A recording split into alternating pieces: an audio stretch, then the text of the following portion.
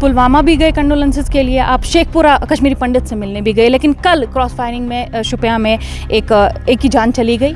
वहाँ जितने भी इंटरव्यू दिए हैं उन सब में आपने पाकिस्तान का जिक्र किया है।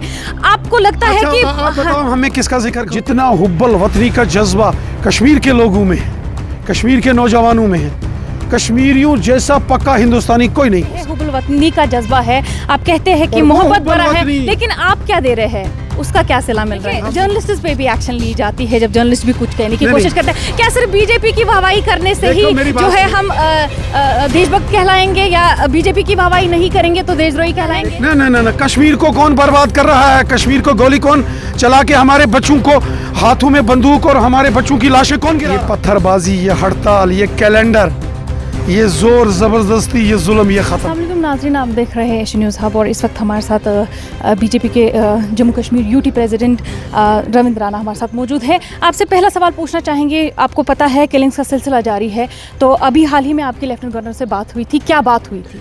देखिए, ये बहुत अफसोस है कि आज भी जो बॉर्डर पार से दहशतगर्दी है उसके जुल्मों की इंतहा हो गई है। मासूम लोगों, निहत्थे लोगों, बेकसूर लोगों का ये पाकिस्तानी दहशतगर्द कत्ल कर रहे हैं, और ये कत्ल हिंदू का भी हो रहा है तो मुसलमान का भी हो रहा है, कश्मीरी का भी हो रहा है, कश्मीरी मुसलमान का तो कश्मीरी पंडित का भी हो रहा है।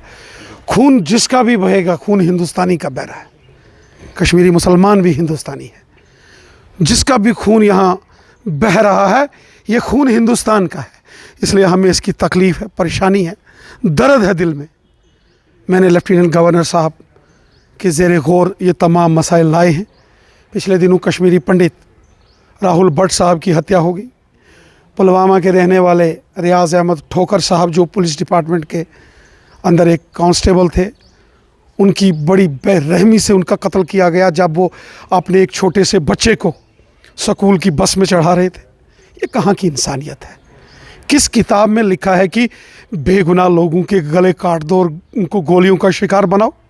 ये जुल्म है, ये पाप है, ये गुनाह है, और ये गुनाह जो लोग कर रहे हैं ये बहुत गलत कर रहे हैं।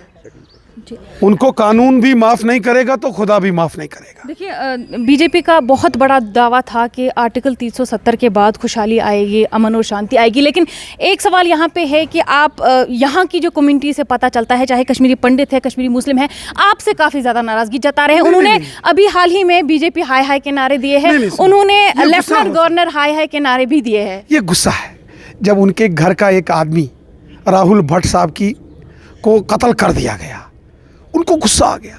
फैमिली के लोग हैं, जो उसके रिश्तेदार हैं, भाई हैं, माँ बाप हैं, रिश्तेदार हैं, चाचा चाची, अंकल आंटीज़ हैं, उनको गुस्सा है। परिवार के अगर किसी शख्स को गोली मारकर उसकी कत्ल कर दिया गया तो उसके घर वालों को गुस्सा तो है, गमज़दा है। इसलिए उन्होंने गुस्से में बोला है।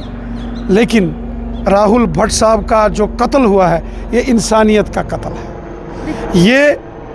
ये इंसानियत को दागदार कर गया। उस शरीफ आदमी का किससे क्या झगड़ा था? उसने कोई पाकिस्तान में जाके एटम बम मारा था? उसके दफ्तर में जाके उसको गोली मार दी? वही कश्मीरी पंडित कह रहे हैं कि ये एडमिनिस्ट्रेशन फेलियर है, जो पॉलिसी थी पीएम पैकेज के तहत जो रिहेबिलिटेट करने का प्रोसेस। उनका गुस्सा है, उनकी बात जायज़ है। उनकी आखिर नौकरी के चक्कर में जान थोड़ी गंवानी है, ख़त्म थोड़ी करना है। इंसानों की ज़िंदगी जो है नौकरी से बेहद कीमती है, बेशकीमती है। आप पुलवामा भी गए कंडोलेंसेस के लिए, आप शेखपुरा कश्मीरी पंडित से मिलने भी गए, लेकिन कल क्रॉस फायरिंग में शुपिया में एक की जान चली गई। वहाँ क्रॉस फायरिंग नहीं थी, पुलिस नाके के ऊपर एक दहशतगर्द ने पुलिस वाले को निशाना बनाकर गोली चलाई। वो जाके गोली बजी एक सिविलियन बुजुर्ग को, जिनकी डेथ होगी। मुझे बहुत अफसोस है, मुझे बहुत दुख है। मुझे दिल्ली जाना है मीटिंग में। मैं जब वापस आऊँगा तो मैं उनके घर भी ताज़ियत पर जाऊँगा। मैं कश्मीर के अंदर हर घर में जाता हूँ, क्योंकि कश्मीरी सच्चे हिंदुस्तानी हैं।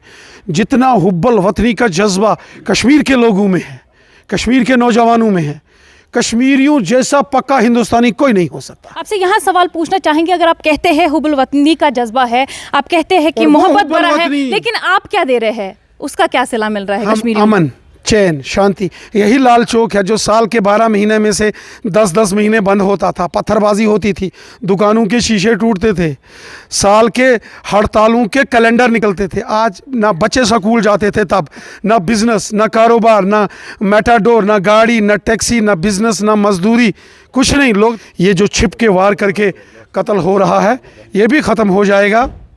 ये जुल्म बंद होना चाहिए। तो इंसान की लाशें नहीं गिरनी चाहिए। ये पाकिस्तान को शर्म आना चाहिए। क्यों इंसानों का कत्ल करते हो? क्यों कश्मीरियों के आप दुश्मन बने हो? क्यों इंसानों के दुश्मन बने हो? ये पाकिस्तान। आखिरी सवाल है, आपने जितने भी इंटरव्यू दिए हैं उन सब में आपने पाकिस्तान का जिक्र किया है।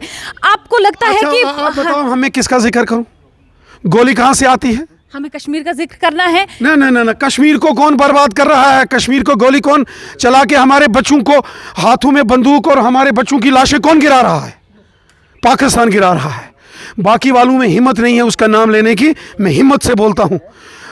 नबी रहमत साहब ने फरमाया है कि हर शख्स के दिल में हुब्बुल वतनी होने चाहिए, मुल्क से मोहब्बत होना चाहिए। ये किसने फरमाया है? नबी रहमत साहब ने।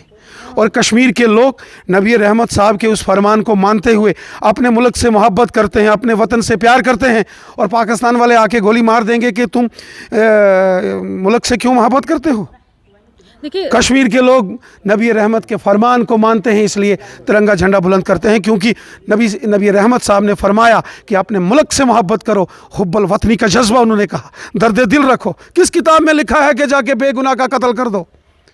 किस किताब में लिखा है कि स्कूल जाते मासूमों पर गोली चलाओ और जो हमारी बहनें हैं, बच्चियां हैं, उनको गोली चला के निशाना बनाओ, खून खराबा करो? कहाँ लिखा है?